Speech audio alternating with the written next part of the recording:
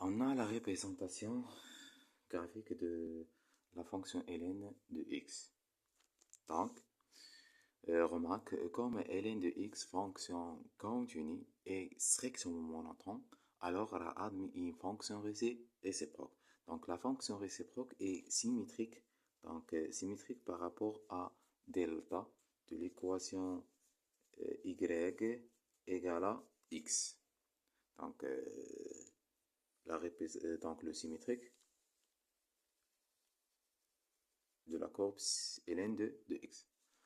Donc, on appelle la représentation, donc cette courbe, la représentation de la fonction réciproque de ln de x. On note l'exponentielle de x, ou bien e à la puissance x.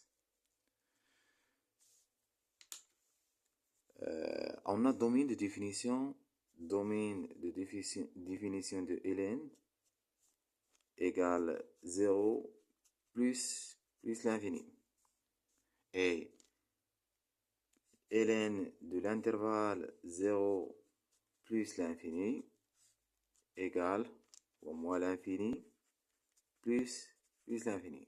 C'est-à-dire il y a R. Donc, un domaine de définition de l'exponentielle égale à R. Et on a la limite comme x tend vers 0 plus de ln de x égale moins l'infini. C'est-à-dire la courbe CDF admet une asymptote verticale de l'équation x égale à 0.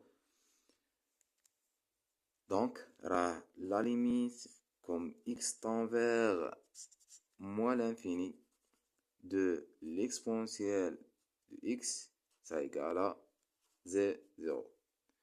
C'est-à-dire, on a la limite comme x tend vers moins l'infini, la courbe CDF. Donc, la courbe CDF admet une asymptote, horizontale de l'équation y égale à 0.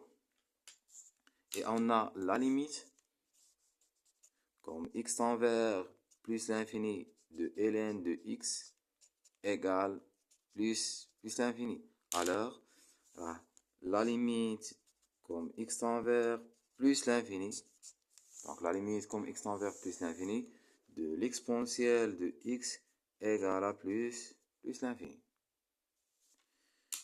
On a la limite comme x tend vers plus l'infini de ln de x sur x égale à 0, c'est-à-dire la courbe CDF admet une branche parabolique de direction l'axe des abscisses.